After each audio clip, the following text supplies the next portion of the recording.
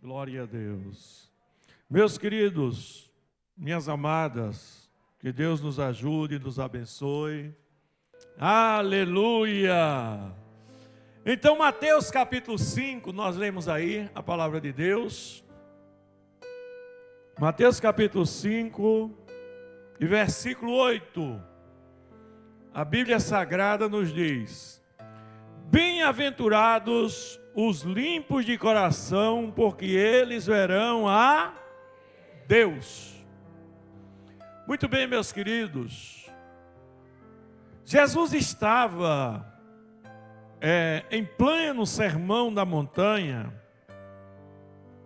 Os primeiros discípulos que ele estava formando, ele estava ensinando o segredo ou os segredos da felicidade.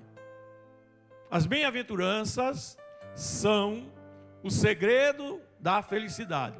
Se você quiser ser um crente feliz, procure colocar em prática as bem-aventuranças que Jesus ensina aqui no capítulo 5, no início do sermão da montanha.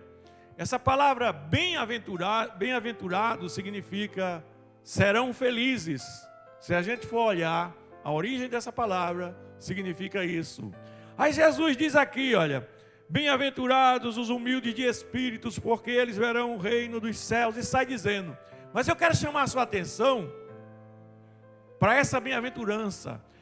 Bem-aventurados, ou seja, felizes os limpos de coração, porque eles verão a Deus. Mas eu quero chamar a atenção aqui dos irmãos, que esses verão a Deus não é quando chegar no céu. Esse verão a Deus é no presente momento que você está servindo a Deus aqui. Aleluia! Olhe para a pessoa do seu lado e diga aqui: você pode ver a Deus. Aleluia! Eu quero tentar lhe mostrar que você pode ver a Deus. Aleluia! Porque, meus queridos, ver a Deus não é você abrir os olhos. Eu dizia isso ontem lá na Cruz Cabugá.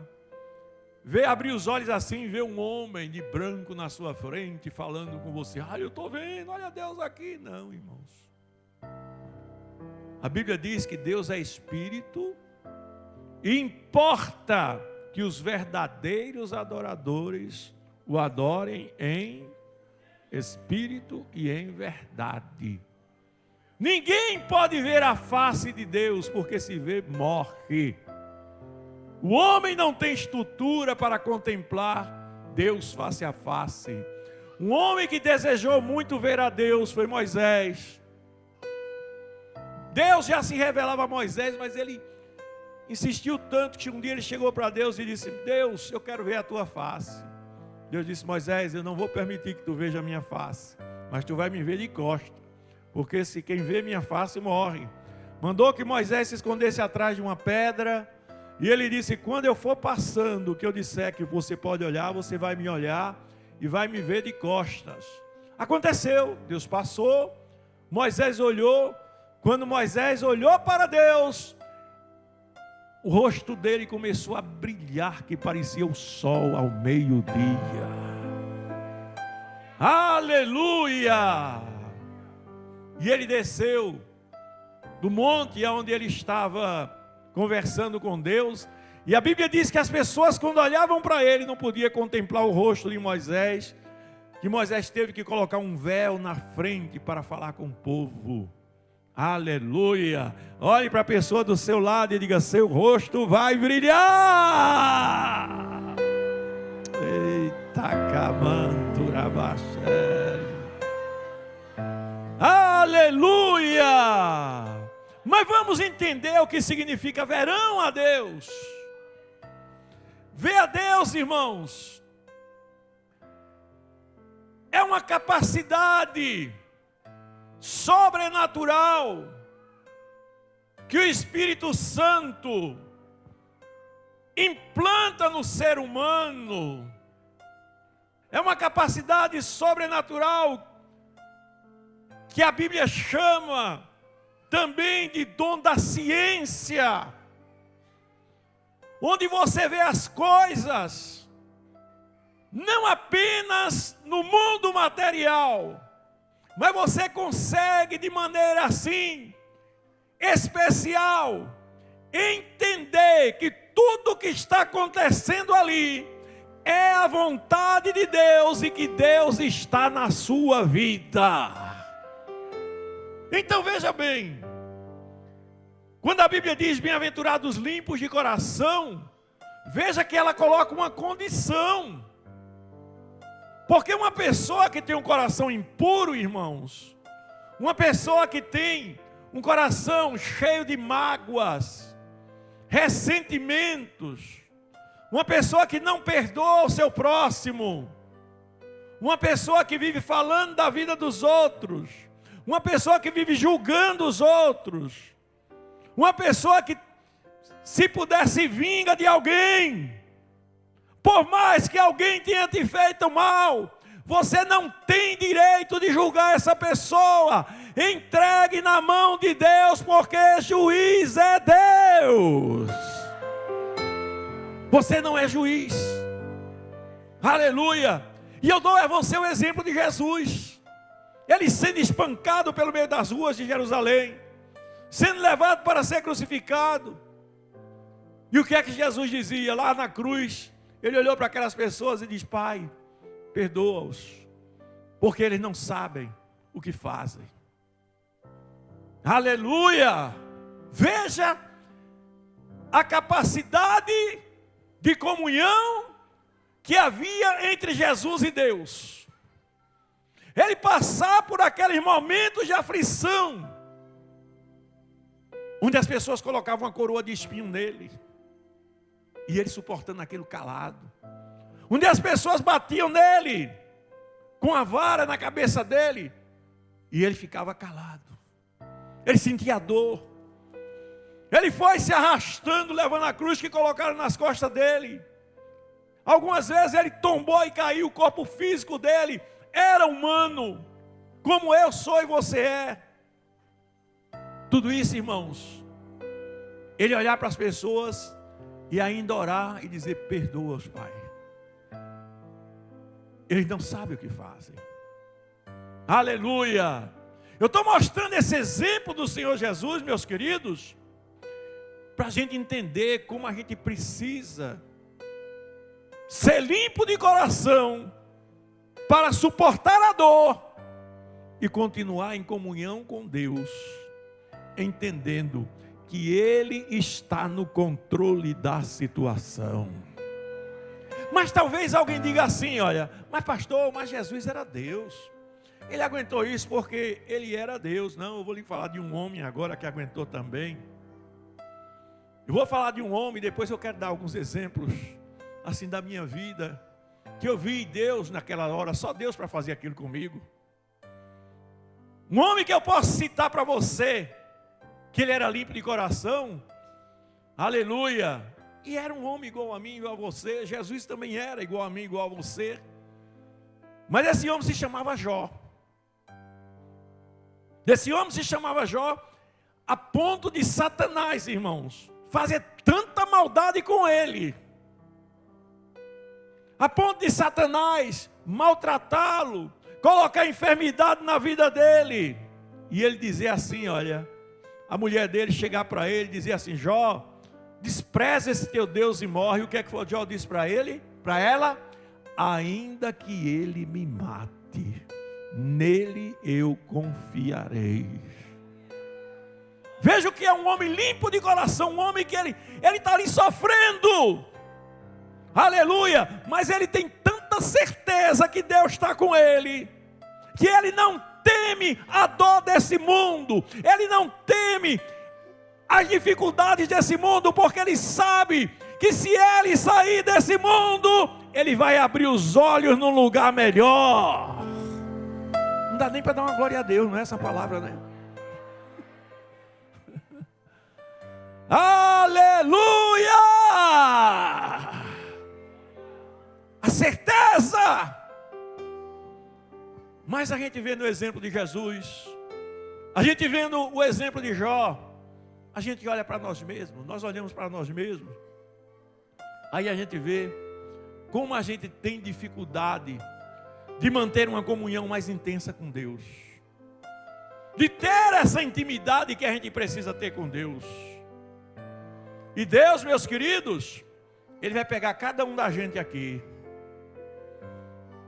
e Ele já manda te dizer: eu tenho uma estatura espiritual que eu quero. É Deus falando para você. Eu estou profetizando.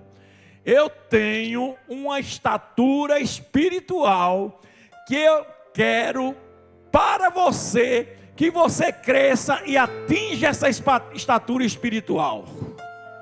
Ele tem uma estatura espiritual para você. Ou seja, uma dimensão que Ele quer que você chegue lá. Aí o que é que acontece? Aleluia, para chegar lá, você não vai chegar se não passar pelas provas que você precisa passar. Aleluia. E por mais que eu fale, por mais que eu pregue, por mais que alguém pregue, você não vai conseguir ser o que Deus quer que você seja. Você só vai conseguir com uma coisa que se chama sofrimento. Ai, meu Deus. Chega, dói essa palavra. Sofrimento. Aleluia. Louvado seja o nome do Senhor. Vejam que Jesus era um santo e perfeito homem de Deus. E ele passou por muito sofrimento. Vejam que Jó era um santo e elogiado por Deus, homem de Deus, e passou por muito sofrimento. Vejam que a Bíblia diz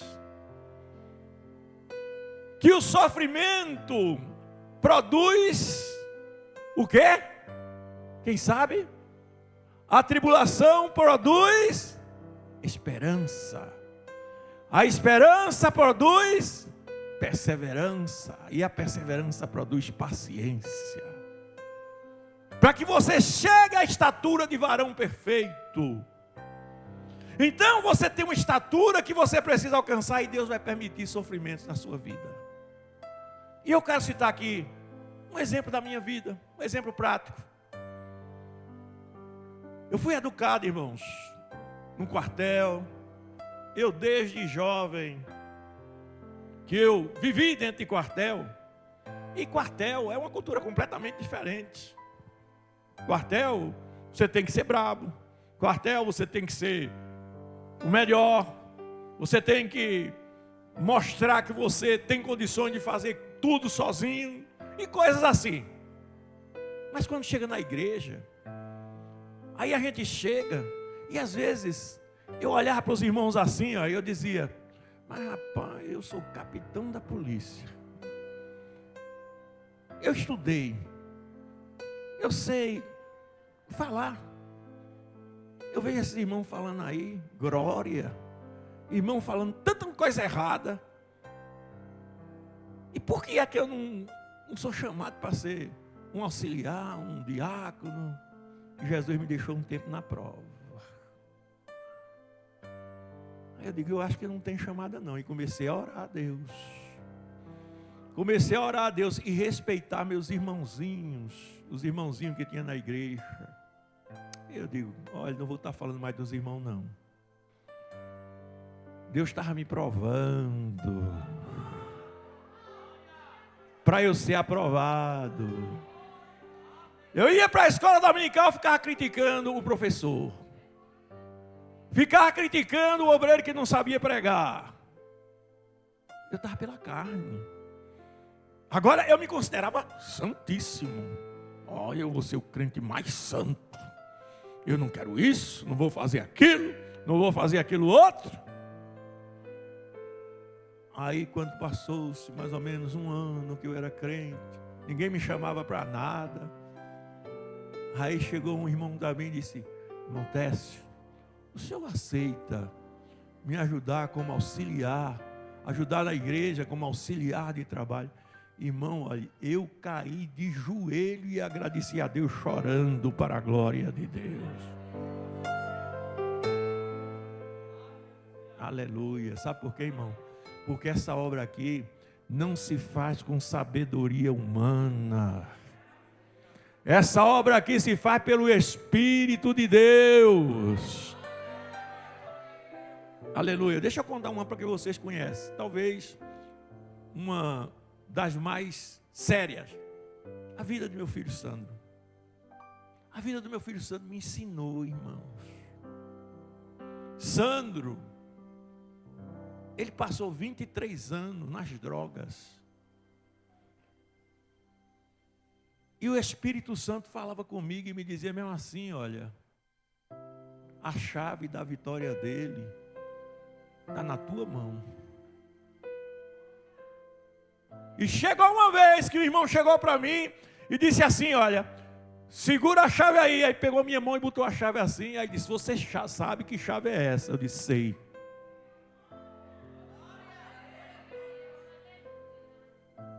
Aleluia!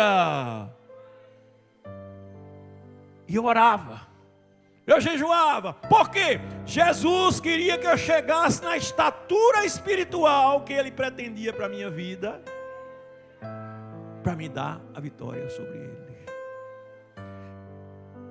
Eu às vezes digo assim: se não fosse Sandro, talvez eu não tivesse conseguido tanta coisa. Espírito do mundo espiritual. Quem está compreendendo, diga glória a Deus. Aleluia. Para vocês verem, a casa de recuperação, como foi isso? Irmão, eu comecei a ler. Quando eu procurei, a primeira vez que internou Sandro, eu procurei ler sobre aquilo, conversei com os médicos disseram: olha, não existe cura para isso não. Dependência química não existe cura não. Alguns conseguem vencer, ele não fala em milagre não. Mas eu sabia da história de outros. Pastor Renato, muito conhecido aqui, trabalhou em rádio também. Pastor Cleito Colles. Eu dizia: peraí, não, tem gente que venceu. E eu comecei a buscar a Deus. E eu dizia: Deus, eu sei que um dia Tu vai me dar minha vitória. Aleluia. Hoje, meus queridos, meu coração precisa ser mais limpo ainda. Eu quero limpar cada vez mais. Mas eu entendo, eu vejo que essa estatura que Deus queria para a vida de Sandro, pela misericórdia de Deus, eu alcancei. Quem está compreendendo, diga glória a Deus. Mas eu paguei um preço por isso, irmãos. Ele também pagou um preço terrível. A esposa dele pagou um preço terrível. Aleluia. Mas eu sabia que tudo era Deus me ajudando também na minha caminhada espiritual por causa do projeto de Deus na minha vida aqui nesta igreja. Construímos a casa de recuperação, li tanto que aprendi, digo, não, vou me envolver com isso. A primeira casa de recuperação que a gente abriu foi lá em Igaraçu. As outras são continuidade, a gente saía de um lugar, foi para outra, hoje está lá em Paulista, lá dentro para o lado de Aldeias. Mas a primeira casa de recuperação que eu abri, eu disse assim: eu vou fazer como eu fazia no quartel. Vou passar uma semana lá. Ô irmão, aí foi uma semana tão boa. Eu me lembro que eu pegava eles, levava os internados para dentro dos matos e fazia as instruções do quartel, que eu conhecia tudo, eu tenho tudo, fazia com eles. E teve um dia que na hora do almoço assim eu parei. Olha, um mato seco, um negócio assim, não tinha sombra, era só uns arbustos, que a gente tinha que passar por um momento assim de sofrimento mesmo, para a pessoa aprender a dominar a sua natureza humana diante do sofrimento. E eu lá naquele mato seco, eu me deitei, eu digo: a gente comeu já, galinha que a gente levava ela viva, chegava lá, Eu dizia, olha, fulano, cicrano, está aqui teu almoço. Aí soltava a galinha dentro do mato. Vai pegar ela. Coisa desse tipo. E ali eles pegavam, matavam, providenciavam o fogo, eles mesmos assavam, faziam uma farofa, um feijão, qualquer coisa assim, comia. E quando a gente terminou de almoçar, aquele almoço improvisado ali, eu me deitei dentro do mato assim, irmãos. Aí eu comecei a ver uma alegria tomando conta de mim e eu comecei a chorar de alegria. Irmãos, eu estava vendo Deus naquele negócio. E eu comecei a agradecer a Deus. Obrigado, Jesus. Eu comecei chorando e agradecendo a Deus por aquele momento que eu estava vivendo ali. E quando eu levantei dali, eu pensei, obrigado, Jesus. Eu tenho em casa, meu quarto, tem ar-condicionado no meu quarto, tem uma cama confortável, tem até a irmã Sandra. Mas Deus, aquele momento ali foi incomparável, Jesus. Aleluia! Irmãos, eu vi Deus naquele negócio. Não é que eu não visse um homem. Não, eu estava vendo a glória de Deus ali comigo. Eu chorava, eu me alegrava, eu me enchia de felicidade. De modo que aquele lugar para mim era um lugar incomparável.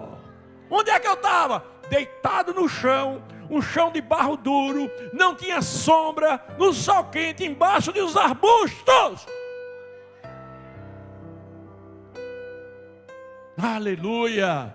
Deus me preparando, Deus me dando lições. E você vai adquirindo mais convicção nas coisas de Deus.